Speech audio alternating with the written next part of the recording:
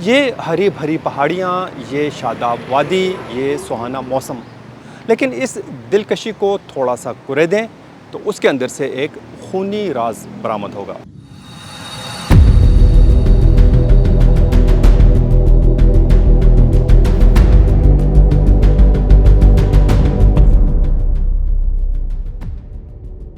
آج سے ٹھیک 15 سال قبل 28 جولائی 2010 کی صبح ایئر بلو کی پرواز 202 کراچی سے اسلام آباد کے لیے روانہ ہوئی۔ یہ ایک معمول کی اندرون ملک پرواز ہونی چاہیے تھی، معمول کی صحیح، لیکن یہ پرواز معمولی نہیں تھی۔ اپنی منزل سے صرف چند منٹ دور ایئر بس A321 مارگلہ کی پہاڑیوں سے جا ٹکرائی اور 152 افراد کی زندگیوں کے چراغ گل کر گئی۔ اس میں قابل غور بات یہ ہے کہ جہاز میں کوئی فنی خرابی نہیں تھی اور اس کے سبھی آلات درست کام کر رہے تھے، تو پھر یہ رن وے پر اترنے کی بجائے 15 کلومیٹر دور اس وادی میں کیسے جا پہنچا؟ اس سوال کا جواب حاصل کرنے کے لیے ہمیں اس پرواز کو شروع سے دیکھنا ہوگا۔ اس جہاز نے کراچی کے ہوائی اڈے سے صبح 7:51 پر اڑان بھری۔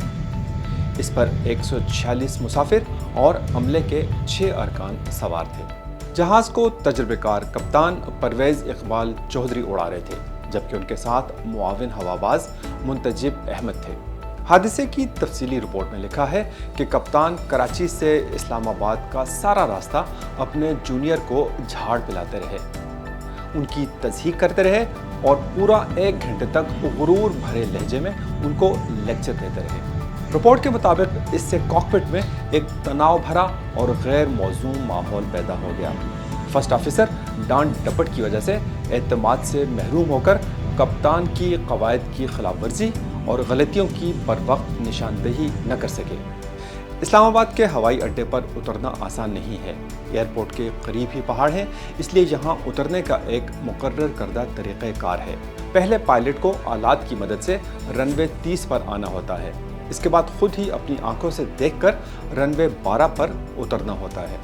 اس دوران جہاز کو کم از کم 2510 فٹ بلندی پر اور 8 کلومیٹر کے محفوظ دائرے میں رہنا ہوتا ہے تاکہ پہاڑوں سے بچا جا سکے۔ مگر کپتان چودھری نے خطرناک راہ اپنائی۔ انہوں نے خراب موسم، بادلوں اور کم حد نگاہ کے باوجود آلات کے بغیر خود رن وے دیکھنے پر اصرار کیا۔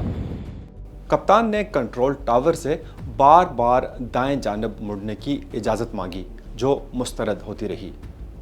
کپتان نے جہاز کو غیر محفوظ راستے پر ڈال دیا جو کہ پہاڑ کے قریب جا رہا تھا۔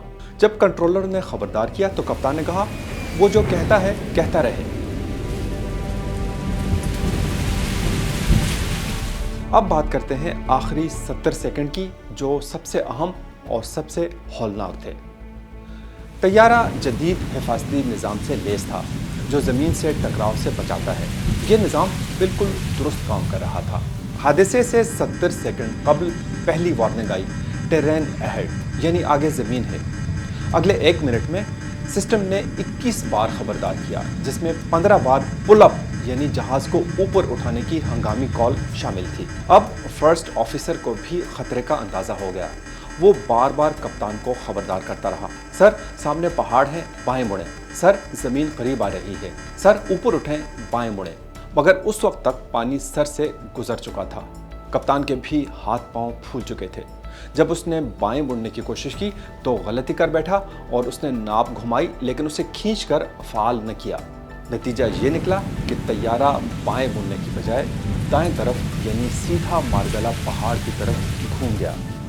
کپتان حیرت سے چیخا، یہ بائیں کیوں نہیں موڑ رہا یار؟ عام طور پر ایسے موقعوں پر فرسٹ آفیسر کنٹرول سنبھال لیتا ہے، مگر اسے کپتان نے پہلے ہی اتنا دبا لیا تھا کہ وہ بر وقت عمل کرنے میں ناکام رہا اور اس سارے واقعے میں صرف تماشائی بن کر رہ گیا۔ آخر کار 9:42 پر ایئر بلو کی پرواز 202 مارگلہ پہاڑوں سے جا ٹکرائی۔ عملے اور مسافروں میں سے کوئی نہیں زندہ بچا۔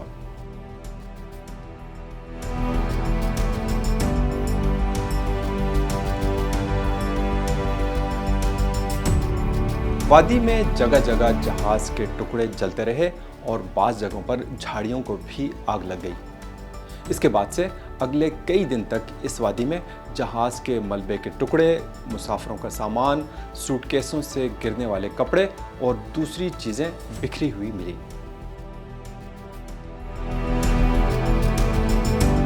تحقیقاتی رپورٹ سے پتہ چلتا ہے کہ یہ حادثہ کسی فنی خرابی کی وجہ سے نہیں ہوا، بلکہ اس کی وجہ انسانی غلطی پر اصرار، ضد، انا اور دو انسانوں کے آپس میں رابطے کا فقدان تھا، اور اس نے 152 خاندانوں کو وہ دکھ دے دیے جو کبھی نہیں بھریں گے۔